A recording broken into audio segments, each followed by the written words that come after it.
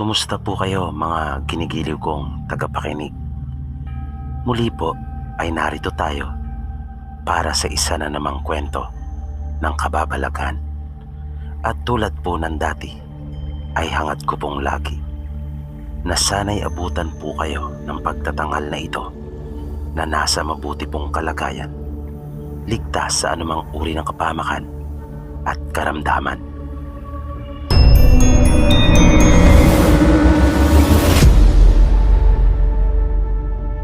Magandang gabi po sa iyo, Sir PB. Tawagin mo na lang ako sa pangalang Perwin.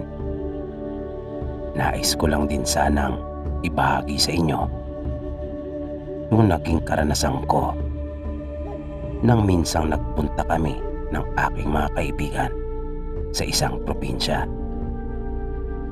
Hindi ko na lang po babanggitin yung mismong lugar, bilang respeto na lang rin po sa mga naninirahan doon.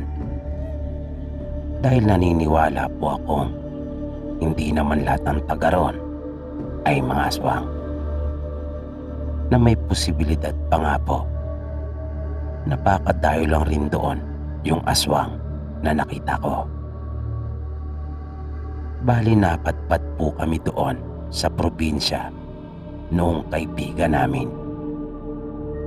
Dahil mahal na araw po noon, na bago pa iyon sumapit ay nag-usap-usap kami kung saan kami pwedeng magpunta para doon namin itaos yung mahal na araw.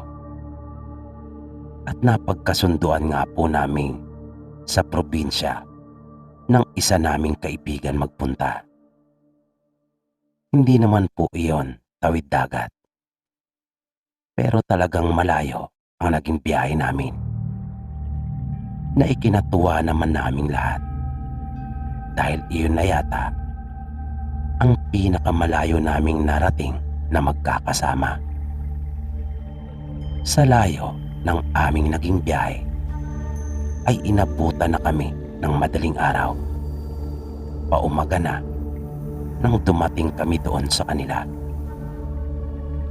Pagbaba namin ng sasakyan ay naabutan namin ang ilang mga taong gising pa at naroon sa pabasa. Madilim ang lugar na binabaan namin at tanging doon lang ang mayroong ilaw. Nagtatayuan yung mga balahibo ko sa katawan noong mga oras na iyon dahil sa lamig ng simoy ng hangin, at gayon din sa mga pangungusap na kanilang binibigkas habang binabasa. Ewan ko ba kung bakit bata pa lang ako ay kinikilabutan ako sa tuwing makakarinig ako ng pabasa. Siguro dahil na rin sa mga nakita ko noon. Yung mga siga kasi at masasamang loob doon sa lugar namin ay namamanata, at sila ang bida sa sinakulo. Nagbubuhat sila ng krus habang inahampas. At totoo iyon, hindi lang basta palabas o arte. Kitang-kita ko na sinasaktan talaga sila. May mga sugat at duguan, na habang nakikita ko iyon ay tila ba background music naman na nagpapabalik-balik yung mga binibigkas sa pabasa. Nang makababa na kaming lahat at papatawid na sa kabilang panig ng kalsada, ay napasulyap ako doon sa mga tao at napansin kong naagaw namin yung kanilang atensyon. Nagtaka marahil sila kung saan ang aming punta at kung sino ang aming pakay. Nang nakatawid na kami sa kabilang kalsada, ay tinahak namin yung madilim na daan. Buti na lang at may flashlight yung aming mga cellphone. Kung kaya iyon yung aming ginamit upang ilawan yung aming mga daraanan. Basa ang nilalakaran namin at lubhang maputik. Basa din yung mga damong nasa gilid ng daan. Kaya naging maingat kami pagkat ayaw naming madulas at gumulong sa putikan. Mula doon sa kalsada kung saan kami bumaba ay may kalayuan din yung aming nilakad bago namin narating yung bahay ng kamag-anak ni Jerry na siya naming tutuluyan. Malayo-layo pa kami mula doon sa bahay ay tumawag na si Jerry. Una nitong tinawag ang pinsan niyang si Joy. Ito kasi yung madalas niyang kasama at kalaro noong mga bata pa sila. Sa tuwing magbabakasyon sila ng kanilang pamilya. Nakailang tawag din siya bago nagliwanag ang loob ng bahay.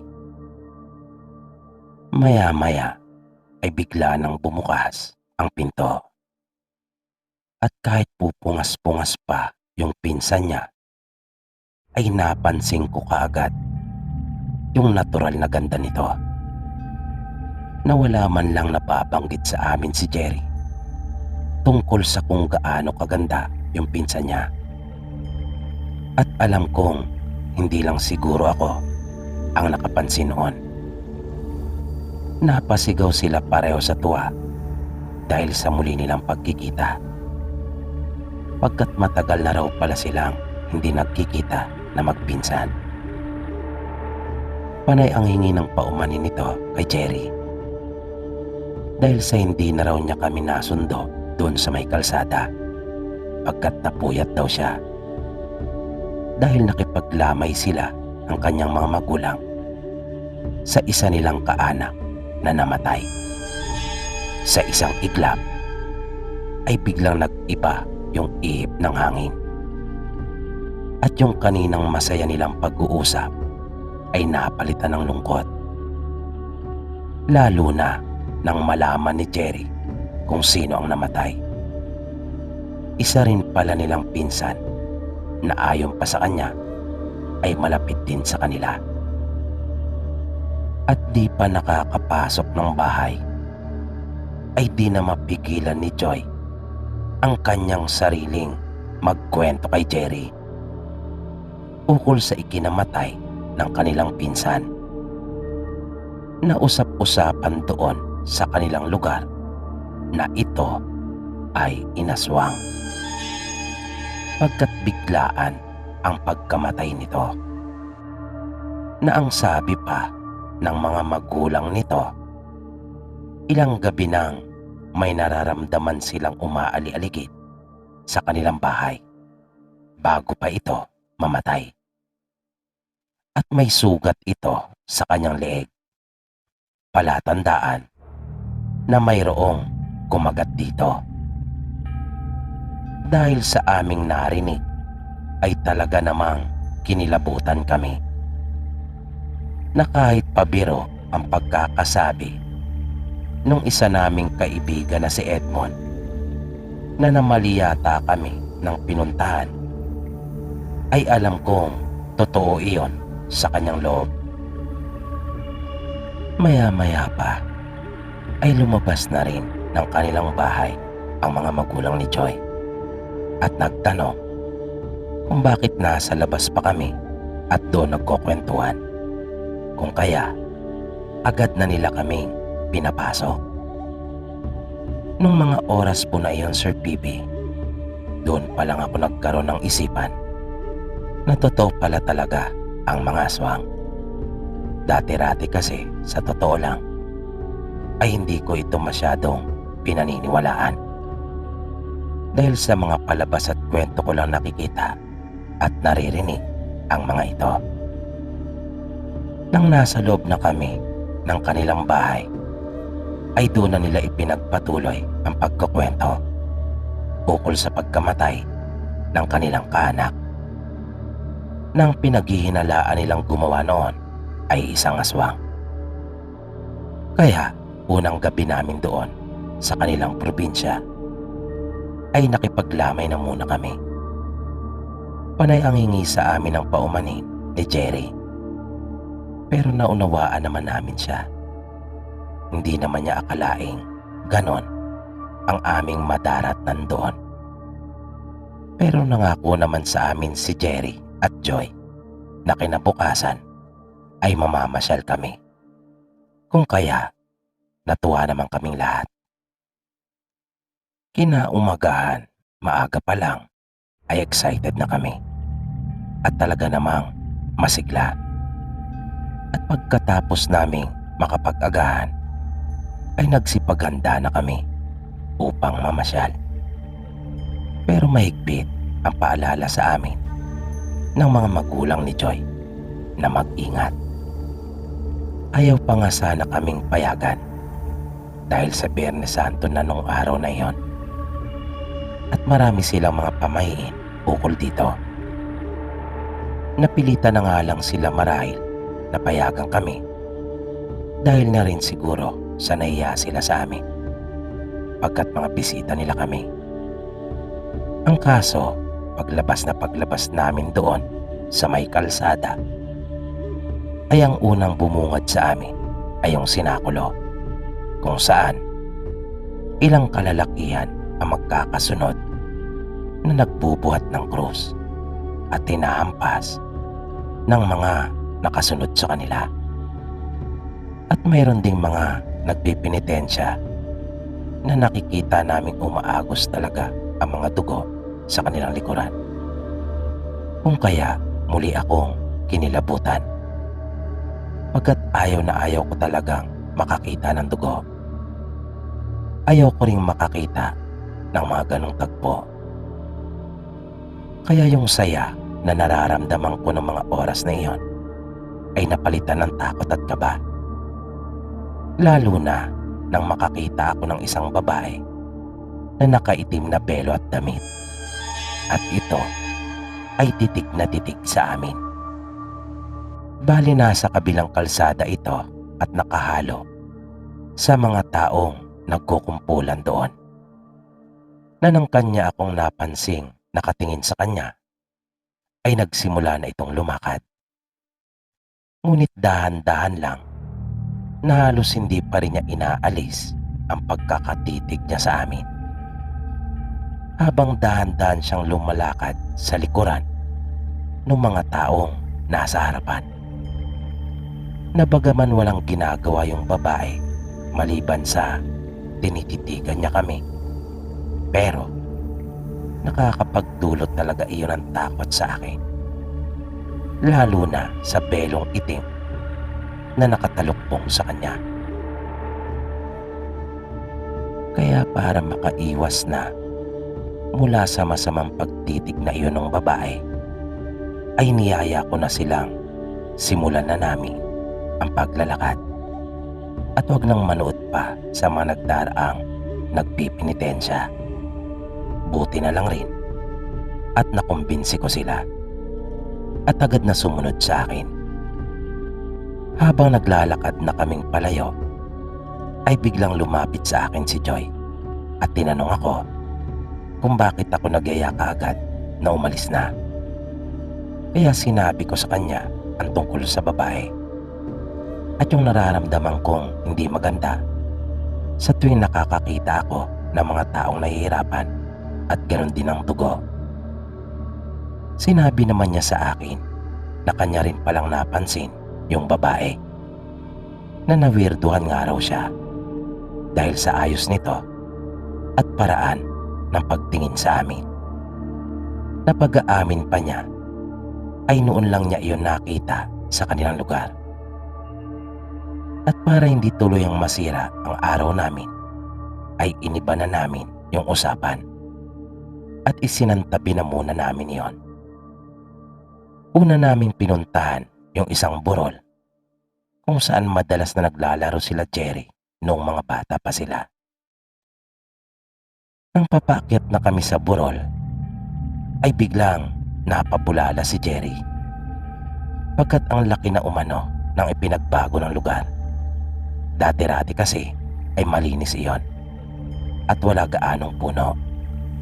Noong mga sandaling iyon naman ay medyo masukal na kasi at marami ng mga punong nagtataasan. At nang marating na namin ang pinakaituktok noon ay tila doon palang nasulit yung pagod namin sa paglalakad. Parang nawalang bigla talaga yung pagod na nararamdaman ko. Pagkat napakaganda ng tanawin mula doon sa itaas. Pero makaraan lang ang mahigit isang oras ay nakita naming yung makapal na kalipunan ng mga tao ay papunta doon sa aming direksyon. At talagang nasira na ng tuluyan yung araw ko. Pagkat doon pala dadalin yung ibang mga namamanata para ipako. Tama po ang narinig nyo.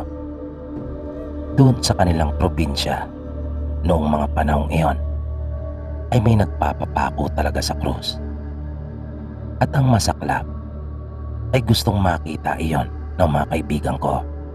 Kung kaya wala na rin akong nagawa pa kundi ang mamalas iyon.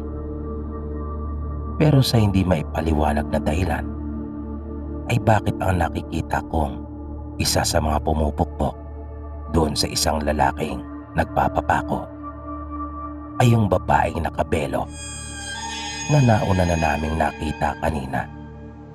Kinilabutan talaga ako noong mga oras na iyon.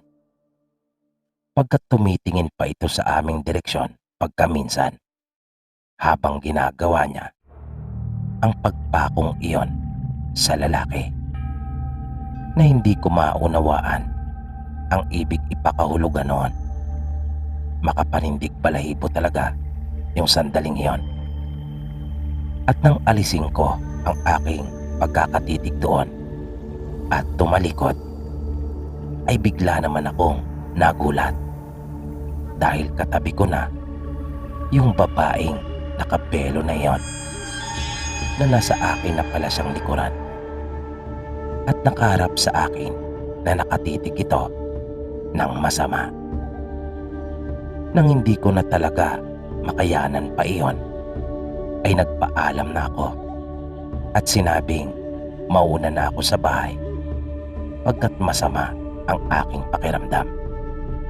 Habang yung mga kaibigan ko, kabilang na si Jerry, ay tila ba aliw na aliw pa sa panonood ng mga ganong eksena. Nang papaalis na ako ay narinig kong nagpaalam na rin sa kanila si Joy at sinabing kanya akong sasamahan. Maya-maya nga ay naramdaman ko na siyang sumusunod sa akin. Tinanong niya ako kung ano ang nangyari. Huminto akong sandali at nagpalingalinga. Tiningnan ko muna kung wala na ba roon yung babae.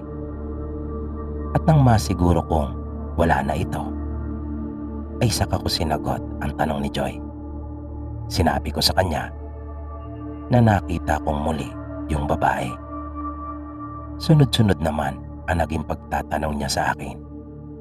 Tinanong niya ako kung saan at kailan. Kung kaya sinabi ko ng lahat sa kanya. Pero mariin itong sinabi na hindi niya nakita yung babae. Wala umano ito doon. Pagkat kung naroon daw ito tulad ng sinasabi ko, di sinsana daw, ay nakita niya rin ito. Dahil magkatabi lang kami. Dahil doon ay tuluyan ang nagulo ang isip ko. Pagdating namin sa bahay nila Joy, ay nagtaka pa ang mga magulang nito kung bakit daw umuwi din kami kaagad. At hinanap nila sila Jerry. Tinanong nila kami kung nasaan na ang mga ito. Kaya sinabi naming naroon pa at naiwan sa burol. Nagpaalam muna ako kay Joy at nahiga ako doon sa kwartong inilaan nila sa amin. Hanggang sa nakatulog na ako. Di ko na alam kung gaano na ako katagal nakatulog noong mga pagkakataon na iyon. Di ko na alam kung ano ng oras noon. Basta naputol na lamang ang mahimbing kong pagkakatulog nang makarinig ako ng isang mahinang tunog. Pero hindi pa muna ako bumangon noon at nakapikit pa rin ang aking mga mata. Pero gising na ang aking diwa. Pilit kong inaalam at inuunawa kung ano yung sinasabi nung mahinang boses. Kung kaya, akin pa iyong pinakinggang mabuti. Pero bigla na akong napabalikwas at agad na paupo nang maramdaman ko na mismo ang hininga noon sa dulo ng aking tenga. Mabilis kong iginala yung aking paningin sa loob ng kwarto. Pero wala naman akong nakitang ibang naroon maliban sa mga kaibigan kong mahimbing na natutulog. Dahil doon, kung kaya naisip kong masamang panaginip lang ang lahat. Lumabas ako ng silid at naisip kong pumunta ng kusina pagkat nakaramdam ako ng matinding pagkauhaw. Pero nung nasa may bandang sala na ako, ay nakita ko naman yung kaibigan naming si Sheila na nakatayo doon sa may harap ng lababo. Nabagya siyang nakayuko na abalang-abala, kung kaya akala ko ay nagsisipilyo ito. Pero medyo nagtaka din ako pagkat tila napaaga yata ang kanyang gising. Kaya lumapit ako at nang babatiin ko na siya ay bigla naman itong marap at kitang-kita ko yung nakakatakot nitong mukha. Maging yung bibig nito na puno ng dugo. Napasigaw na talaga ako sa tindi ng takot at pagkabigla. Ang unang lumabas ay ang mga magulang ni Joy at agad na nag-usisa. Halos hindi pa nga ako nakasagot sa tanong nila dahil sa tindi ng aking kaba. Na humihingal talaga ako at para bang kakapusin ng hininga. At nang makabuelo ay doon ko palang nasabi sa kanila na nakakita ako ng babae na mahaba ang buhok nito. Kung kaya, inakala kong yun yung kaibigan namin na si Sheila. At sinabi ko rin sa kanila na duguan ang bibig nito at mayroong kinakain habang nakaharap sa lababo.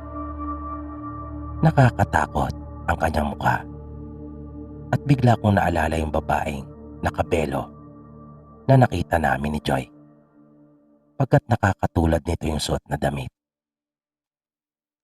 Pagkat nang mapansin ko ito na nakaharap sa lababo ay di ko kita ang suot na damit at tanging yung buhok lang. At nang lapitan nila yung lababo ay nakita nga nilang may sariwang dugo doon. Di nagtagal ay lumabas na rin sila Joy at yung mga kaibigan ko. At nalaman na rin nila yung nangyari.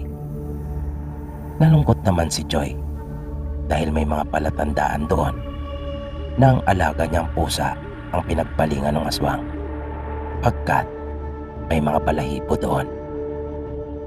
Dahil po sa pangyayaring iyon, pagkatanghali nung mismo ring araw na iyon ay nagpasya na po kaming bumiyahe pabalik sa Maynila. Kung kaya, hindi na namin nagawang makapamasyal pa at dumalo sa libing ng pinsan nila Jerry. At yan po Sir Pipi ang totoong karanasan ko na sa aking palagay, yung mga aswang ay tulad din naman nating mga tao. Yun nga lang, ay may mga mali silang nakagawian at nagsasanay ng itim na mga kapangyarihan. Hanggang dito na lamang po at marami pong salamat.